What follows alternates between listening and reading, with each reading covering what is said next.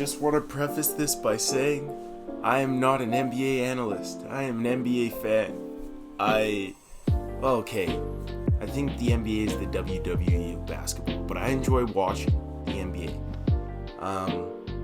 All of these takes are coming straight from the dome. Like, this was completely stream of consciousness. I didn't recollect on any of them. I mean no offense by any of them. They are just how I feel. So I hope you enjoy our nice little NBA corner to get us started. And then the rest of the episode, I'm sorry it took so long. But welcome back. I got 2 what make you happies from the summer to chop up, to make. I don't know what order I'm going to edit those, but I know those are in the pipeline. I'm going to start recording some stuff. Start finding people to talk to and stuff to talk to them about. So, I hope you're excited. Alright. Okay. Wow. I'm just recording this quickly. I will record the rest of the episode when I get back from what I'm doing this morning. But, how's it going? It's been so long. I've been violating, to be honest. It's been that long. But I had 9 weeks, 45 days of almost full-time instruction. It was the most fun I've ever had in my entire life. It was the hardest I've worked in my entire life. And I can't wait to do it every single day for the rest of my life. And that's really all I have to say about that. It was great. I need to reflect on the whole experience, like, in my own time, but it was what I needed. You know, it was a great way to end school. Outside of that, the most important things that have happened since I've been on the microphone, Caitlin Clark took over women's basketball. Oh my God. The women's March Madness tournament was insane this year. LSU was disgusting and they just got better. Please stop moving my camera. I love you, Kat, but don't do that. LSU was insane, but they just got better. It was phenomenal. Stanford was gross. South Carolina was gross. Women's basketball looks good right now, bro. And it's just going to keep getting better. The men's tournament, it was fun. It was interesting. It was very interesting. I honestly don't have a lot to say about it. It was fun. It was good basketball. I really enjoyed watching the Furman game winner. Holy, watched that live. That was crazy. I didn't get to watch a lot of March Madness, but I did watch Caitlin Clark. I tell you that much. Disgusting. But now, the NBA. The NBA playoffs on TNT. You want to see your favorite teams. You want to know what's going on in all the games. You want it delivered by people who really love this game. You want it all. You want the NBA playoffs on TNT. Why? Because nobody plays the playoffs like TNT. Nobody. The playoffs begin Thursday, April 29th on the Fork in the Road podcast.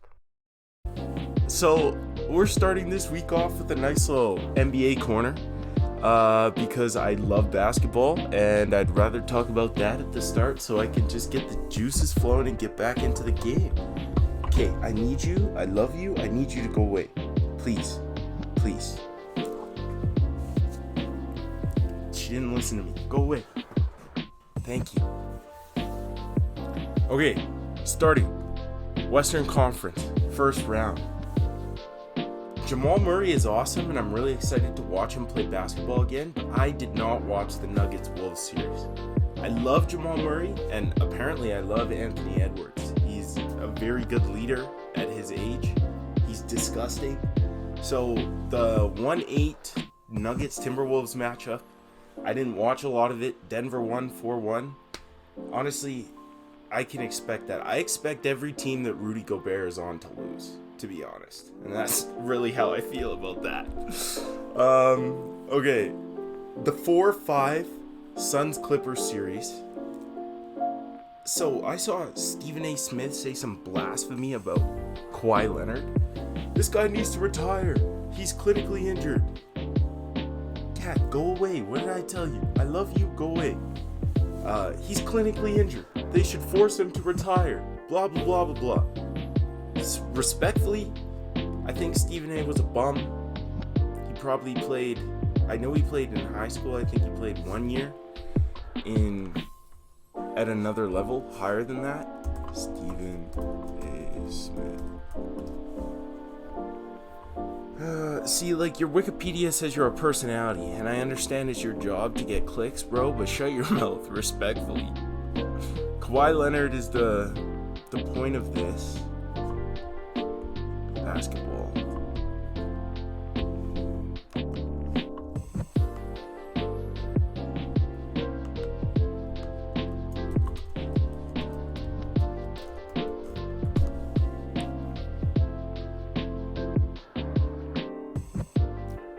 Yeah, okay.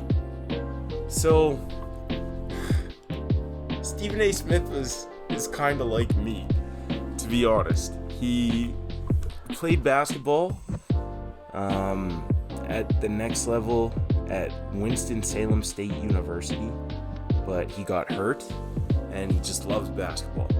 So I'm not saying he doesn't know anything, because, like, it's his job to know basketball. But you were never in the league. You don't know what it's like to play 82 games a year, plus the playoffs. Kawhi Leonard is the reason, like, okay, Toronto was a championship contender in 2019 when we had DeMar DeRozan, but DeMar DeRozan and Kyle Lowry over years have shown that they were not able to beat LeBron. We even lost to frickin' Dwayne Wade's Miami Heat. It was a heartbreak. Being a Toronto Raptors fan from 2016 to 19 before we won the championship was so difficult because we get better every year. 1 seed, 2 seed, 1 seed, 3 seed, 1 seed, and then boom, LeBron, Dwayne Wade, LeBron. We just got ripped for years. They pull this wild trade, send DeMar packing. Sorry, love you. Everybody in this country loves you. He knows that. Everything's fine. Bring Kawhi back, and we win the championship. Of course, if Kevin Durant doesn't go down in whatever that was, Game 5 or Game 6, that might be a different series. But we won, and it's because of Kawhi. Because Kawhi's a closer. Did you see that shot he hit against Philadelphia? Kawhi up top, looks at the clock, turns the corner for the win! Got it! Kawhi Leonard! With the game winner! Listen, respectfully, I have nothing against Philadelphia, but I have a lot against the Sixers. I hate the Sixers. Same with, like, I love James Harden. I've loved him since I was in high school. Joel Embiid's kind of growing on me, kind of. Tyrese Maxey, I love Tyrese Maxey and the way he plays basketball. I don't love the 76ers. Like, I hate the 76ers. Then the Celtics, Jaylen Brown, Jason Tatum, I love them both. Everybody knows how I feel about fatty Grant Williams. I hate Grant Williams so much. I say everybody knows that. There's like 8 people in the world that know that. Not very many people knows that. But yeah, I hate Grant Williams. I hate the Celtics so much. Anyways, that little blurb probably getting taken out. Can't lie. Anyways, the moral of the story is Kawhi Leonard is a closer. Sent the Philadelphia 76ers packing. Embiid was crying, literally crying. It was historical. Anyways, 3-6, Warriors Kings. My basketball players at the for the team that I was coaching for the last 9 weeks or whatever are all imbeciles. Oh, Kings in 4, Kings in 5, Kings in 6, blah blah blah blah blah. All I have to say to you, I love De'Aaron Fox more than most people do. I love the way he plays basketball. I love the Sacramento Kings, to be honest, but you're insane if you think Steph Curry, the year after he wins a championship, who has a functional and healthy Klay Thompson and a Draymond Green who plays such a good role for that team. Without Draymond Green's like the glue guy, because when he makes a mistake, the team needs to make up for his mistake together. But when he's playing well, he brings everybody together. He passes the ball, he rebounds the ball. He does the stuff that nobody wants to do. Domantas Sabonis is okay. I enjoyed him as a pacer, especially when Vic was still there. Davion Mitchell is disgusting. That rookie Keaton Murray or whatever, I think that's his name, he's also disgusting. The Kings have a really bright future ahead of them, but Steph Curry is Steph Curry. And if my boys are listening to this, you guys are imbeciles, bro. You tell me you know basketball, but you can't even tell me, oh, you're only saying this because the Warriors won. Steph Curry was not going to lose that series. Period. Ever. It was never a part of the equation. He still has the ability to wake up and give you 50. He's 35. Respectfully, I don't think anybody, like even shy of De'Aaron Fox this year on that team, has the ability to wake up and give you 50. And Steph Curry, I've seen Steph Curry do insane things with a basketball, bro. So if you're cheering against the Warriors, I think that's kind of crazy because the Warriors are tough. They're hardened. They've done this before. That's all I have to say about that. I'm glad the Warriors won. Kings suck, and this new generation of basketball player doesn't know basketball. Now it's the other cat. Go away, Pepper. I love you. Go away. Go away. Okay, the 2-7 in the West, the Grizzlies-Lakers. I was talking to a friend that I know from high school basketball, and he was in the ACAC for a couple years. Because he posted some stuff about Memphis on his story. There's my water. One sec. He posted something about Memphis on his story in support of Dillon Brooks. And as a Canadian, I'm telling you, we support everybody, especially our own people. But I don't think it's blasphemous for me to say a majority of people in Canada hate Dillon Brooks. I hate the way he plays basketball. I hate the way he represents himself. And this guy was like, oh, I love competitiveness. I love an edge. I love a desire to win. He has a desire to win. Dillon Brooks can't win. Dillon Brooks, I don't respect anybody if I've never, Dillon Brooks says, I don't respect anybody if they've never given me 40. In the NBA, you've never given anybody 40. So therefore, I saw this on Instagram. You don't respect yourself, bro. That's kind of crazy. Saying that's crazy. I'm gonna have to bleep that out. I'm sorry. I really don't like Dillon Brooks. We gotta go through this. I'm an avid fan of the Oregon Ducks. He helped that program win. There's a video of him pulling his Dillon Brooks antics, and then Coach K, hushed up in the lines after the game, says, "You're too good of a player to be doing all that." And then you apologized and said you're sorry. And I was like, oh, bro, maybe you're like improving as a human being. And then you get to the NBA. The Grizzlies haven't won anything. You guys haven't done anything. Respectfully, I think you're a joke, and Vancouver deserves you more than Memphis. But that's because I'm a Canadian, okay? I don't know if that's actually serious. That's just how I feel. Respectfully, you guys need to get your act together if you ever want to win anything. Because it's not going to happen. Ja Morant this, Ja Morant that. I've seen Ja Morant almost hospitalize himself for years trying to jump over people. I know the narrative has changed because when he was doing it over Kevin Love, he was almost dunking it. But now this guy's gotten so athletic, he just jumps at people and then turns. And it's like, bro, at some point you're going to really hurt yourself. It's going to be more than just your hand. It's crazy. And that's even if you're on the court. Like, this guy has XYZ other thing going on off the court that gets in the way of his play. The Memphis Grizzlies aren't a good look for basketball. Sorry. For the semifinals, my early predictions. If I'm being intelligent, I would say Nuggets, Warriors. And if I'm being passionate, I say Suns, Warriors. Nuggets in 6, Warriors in 7, and I don't love LeBron. I really hope Steph Curry finds a way to beat him again. Shut the narrative up about, oh, you only won 2 more times because Kevin Durant came. Steph Curry is disgusting, bro. And I understand, LeBron is also disgusting.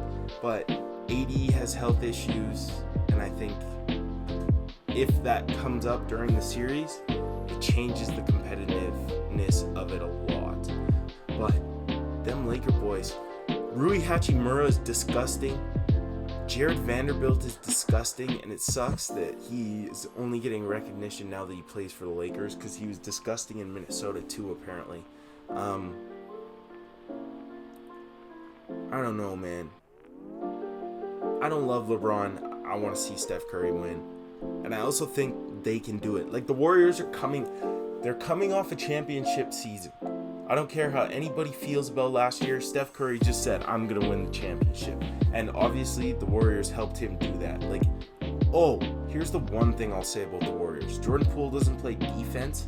So when he goes 2 for 14 from the field and he doesn't play defense, that's how the Warriors lose games. So if Jordan Poole plays like garbage and Clay also plays like garbage, not decent, that team's easy to beat. But when Curry has 30 plus, Clay has between 20 and 30, and Jordan Poole has 20, you're not going to beat that team. Andrew Wiggins, keep doing what you're doing, making Canada proud, unlike Dylan Brooks. Eastern Conference. The Miami Heat beat the Bucks. Okay, the Bucks had injuries, yes. Hopefully Jimmy Butler is okay now. I'm happy. I feel bad for Giannis, of course, because I do love Giannis as a person, but I hate the Bucks. Always hated the Bucks. Honestly, go Heat. Kyle Lowry was a championship level point guard for years in Toronto. People are like, why is this guy an all-star? Dump trunk Kyle Lowry can't do anything. Now he's showing you. Kyle Lowry won us games for years in Toronto. Him and Kevin Love taking charges on the same team with Jimmy Butler. Like, I'm sorry, healthy Jimmy Butler in the playoffs, for some reason, just elevates to another level. He's just like, fine, you guys don't want to win, I'll carry you. And he does it on a night-to-night basis. Jimmy Butler is disgusting. The Heat truly, in my opinion, deserved that because Giannis gets hurt. Donkey from Shrek, Chris Middleton. That one there was a violation. Personally, I wouldn't have it. This guy, streaky, wet ball sometimes. I can't say he's not good at basketball because I don't watch the Bucks. I hate the Bucks. But, like, Nick's been on the show before. He loves the Bucks. He'll defend this guy. I know Chris Middleton's good at basketball, but on a consistent basis, he can't give you 30 if Giannis is out. Well, if he could, I assume he would do it, and he hasn't. So, Malcolm Brogdon's a really good defender, and he's a wet ball. But once again, I haven't seen him since early days in a Bucks uniform step up and give you like 30, 35. He's a very capable scorer, a very capable defender, but he's not a superstar. Who else do they have? Pat Connaughton is probably my favorite Buck. He's awesome. They have Grayson Allen. Grayson Allen lost. Y'all should be happy. That's all I have to say about that. I'm glad the Heat won. That was awesome. I did not watch a lot of the Cavs-Knicks series, but New York being good again makes me feel odd, to be honest. I'm happy because once again, RJ Barrett's on this team. Go Canada. The FIBA World Cup is this summer. Yeah, this summer, August 25th, I think it starts. If we have all our guys, Canada looks scary, bro. We look scary. We're not the favorite, but I think we should be. Just because, once again, I'm Canadian. Anyways, the Knicks being good again makes basketball fun. The Knicks Heat series is going to be fun. Jared Allen makes me sad a little bit because Jared Allen was really good in Brooklyn. I enjoyed watching Jared Allen, Spencer Dinwiddie highlights. They were good. Donovan Mitchell, I kind of like him now that he's not in a Jazz uniform, but I don't know. He didn't look like Spida like he was in 2017, 18, 19. He's been really, really good, and I don't know. I didn't watch a lot of the series, but from what I could tell, the Cavaliers were just outclassed. So, go Knicks, I guess. Don't you wish you'd come to New York? Those videos, they're killing me right now.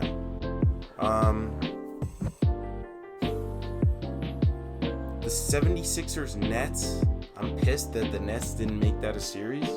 I like the Nets way better than the 76ers. I already went over them earlier. I don't know if I'll leave that in. I love James Harden.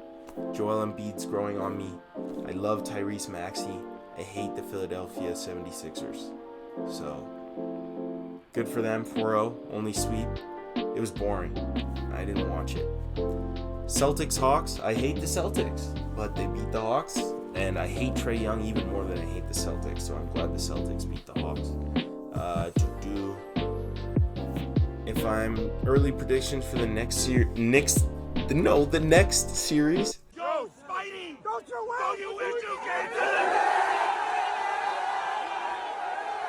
The Heat in 7, and the Celtics in 6. And yeah, so it's going to be Heat, Celtics, Warriors, Nuggets, conference finals. And that's what I think for now. Okay, NBA Corner officially over. I hope you guys enjoyed, because I really enjoyed that. So, on June 15th, I am graduating university. Yes, I know. Huge accomplishment. I'm doing what a large majority of the population also does. But it's over and done with. Which means I figured I shall take the time to talk about my experience in university. Especially because there's probably some prospective university attendees in Alberta that listen to this and might want to know what it's like to go to the University of Alberta. So this week I'm going to be speaking about first the University of Alberta and Augustana Campus together, the STEM fields, so science, technology, engineering, and math. I'm also going to be talking about my experience and how it affected the choices I made when it comes to my living situation, when it comes to travel, when it comes to holidays, stuff like that. In university, I'm going to be talking about the learning curve coming out of Alberta education and into a university program in Alberta. And then I'm also going to be talking about not only my experience, but the experience of 3 of my other friends who graduated from Augustana and how they managed their experiences and their degrees. So it's not just focused on mine, you get a huge enveloped notion of that. And then the second part of the episode, I'm going to be talking about the education faculty at the University of Alberta, because that's where I spent my last 2 years. And yeah, I'm really excited to do this, because I haven't really sat down and thought about this stuff and what university actually was like for me. So I'm excited to do that, and with all that being said, I appreciate your patience. Welcome back. And let's get the fork on the road. Yeah, it was a good one. I'm proud of that one.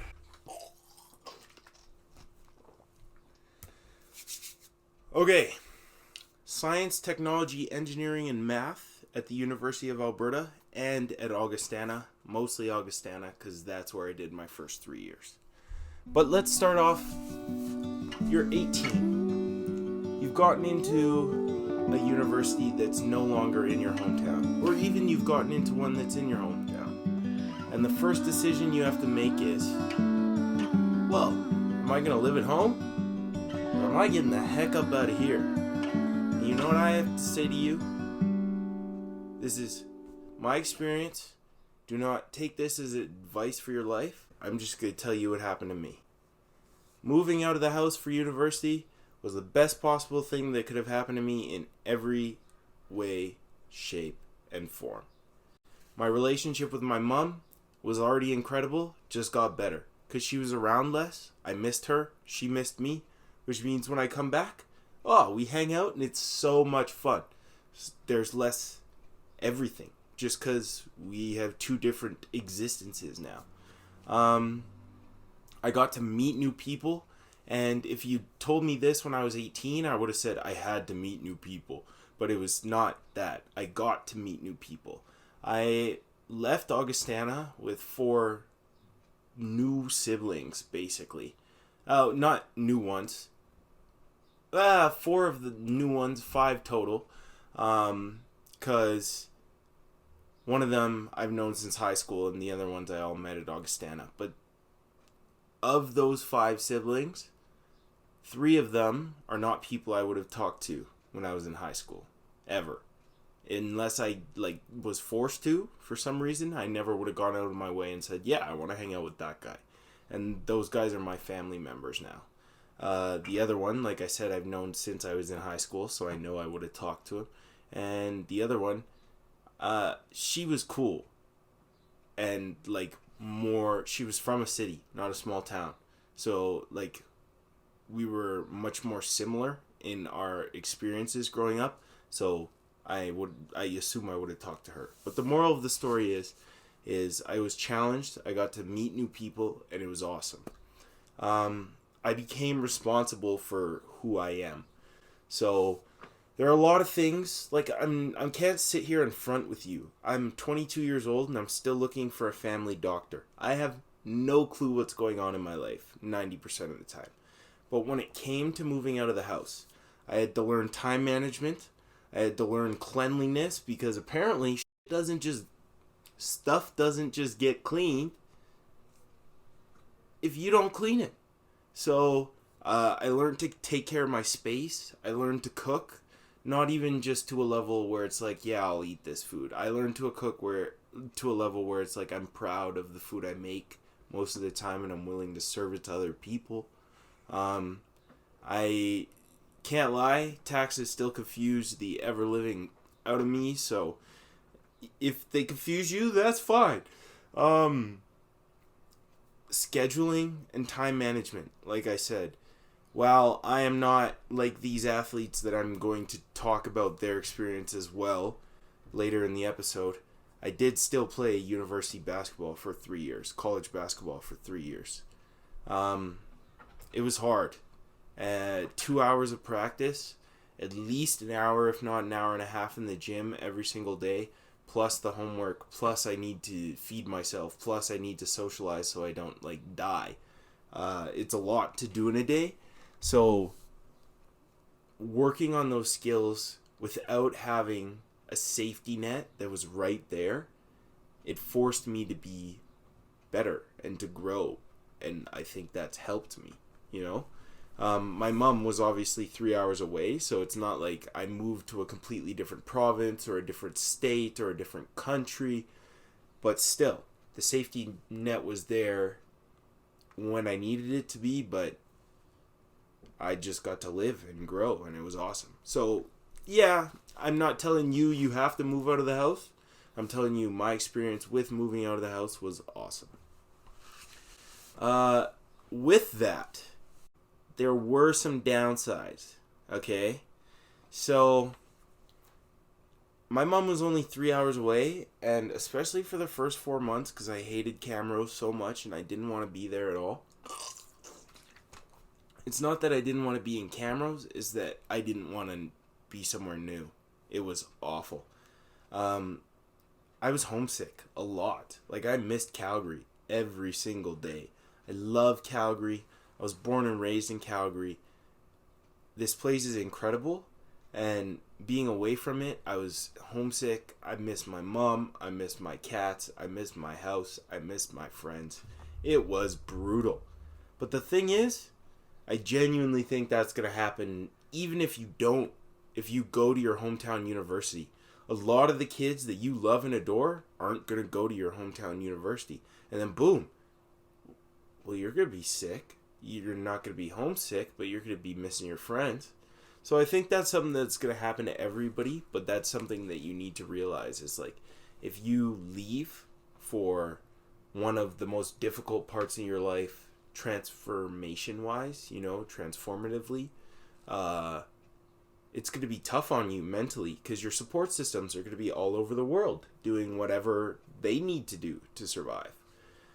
With that, Academics and athletics, workload, isolation, homesickness. That led to lots and lots of depression. Lots and lots of it. It's not like I wasn't happy because I was playing the sport I loved. I was studying a subject I loved even though I wasn't enjoying it in my first year. There was a lab I had to do, bro. We measured the oxygen levels of a tube.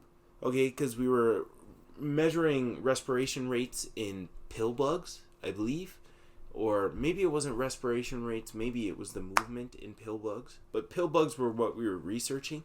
And I had to sit there and measure the oxygen concentration of an empty tube for an hour.